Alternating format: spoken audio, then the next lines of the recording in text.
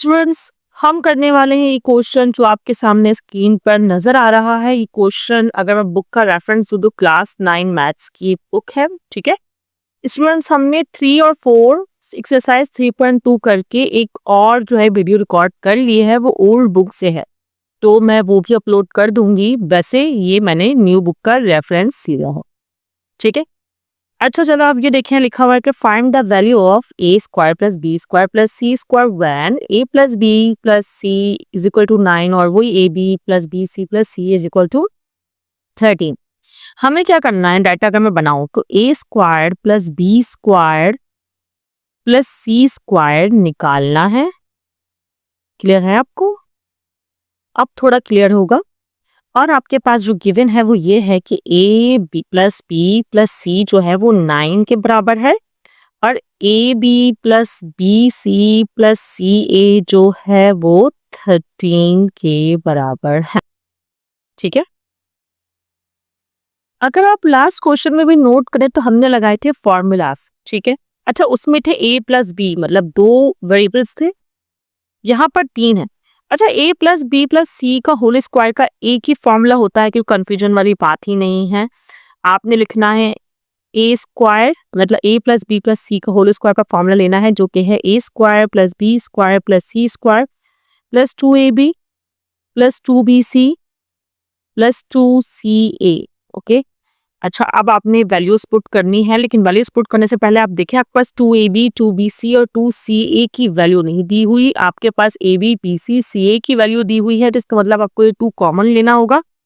पहले तो मैं यही काम कर लेती हूँ, फिर मैं जो उनकी वैल्यूज दी हुई हैं डाटा में उसको पुट करूंगी। बहुत इजी सा क्वेश्चन है। 2 ले लिया कॉमन, हमारे पास आया A B plus B C plus C A. Okay, अच्छा आप वैल्यूज पुट करते हैं। A plus B plus C की वैल्यू कहाँ है, ये रही, जो कि है 9 के कर देंगे स्क्वायर, क्योंकि इस पर स्क्वायर भी है। अब यहाँ देखिए A square plus B square plus C square, तो अपने को कहा गया है कि आपको रिक्वायर्ड है, तो जो निकालना होता है उसको आप ऐसे ही कॉपी कर दें। अब 2 भी लिखेंगे आप, ए बी बी सी सी ए की वैल्यू है 13, ये दोनों आपस में क्या है, मल्टीप्लाई की फॉर्म में है, तो आप लोग इसी तरह इसे लिखेंगे। अब सॉल्व करेंगे। 9 9 जार क्या होता है, 9 9 जार होता है 81। A square plus B square plus C square as it is रहेगा। 2 13 जार क्या होता है 26, डबल कर दें 13 का, वही होगा।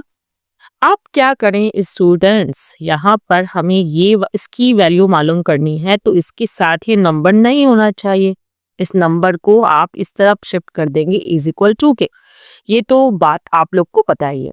तो 81 अपनी जगह पर है, ऐसा मत करिएगा 26 माइनस 81, नहीं, ये तो अपनी जगह पर है, तो जो इसका साइन प्लस का है वो प्लस का ही रहेगा। ये यहाँ से यहाँ आ रहे हैं तो ये प्लस के हैं, यहाँ जाकर नेगेटिव मतलब माइनस के हो जाएंगे। ठीक है, तो 26 माइनस 81 बिल्कुल नहीं लिखिएगा, 81 माइनस 26 लिखिएगा। सही है, बहुत फर्क पड़ता है इन चीजों से। अब आपके पास फाइनल आंसर क्या आएगा, जल्दी से मुझे आप लोग बताएं, माइनस करके, वो भी without calculator. Okay, video pause कर ले 1 सेकंड के लिए। बिल्कुल सही सोचा है अगर आप लोगों ने सोचा है कि 55 होगा। ठीक है, कैलकुलेट किया है अगर आप लोगों ने। स्टूडेंट्स, एक क्वेश्चन तो आपको समझ में आ गया। अब एक और क्वेश्चन करते हैं, उसमें ऐसा है कि आपको फिर से A square plus B square plus C square ही निकालना है। अगर डाटा को बनाएं, जल्दी जल्दी इस क्वेश्चन करें, आप लोग भी मेरे साथ करेंगे तो अच्छा होगा, लेकिन देख रहे हैं आप लोग जो सही लगे। ठीक है, अब ए प्लस बी प्लस सी, बस फर्क ये है कि सिर्फ फ्रैक्शन में है। स्टूडेंट्स फ्रैक्शन में थोड़ा कंफ्यूज होते हैं, फ्रैक्शन के रूल अलग होते हैं, ये आपको देखना होगा।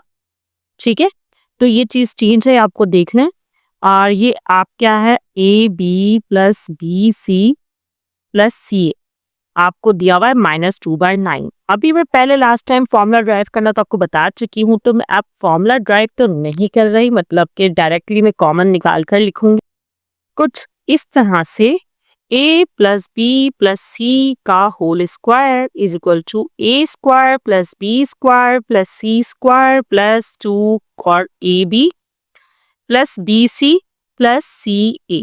ओके, अब a plus B plus C की वैल्यू है 1/3, तो आप लोग इस तरह लिख देंगे square A square plus B square plus C square as it is रहेगा, 2 भी एज इट इज रहेगा, A B plus B C plus C है -2/9।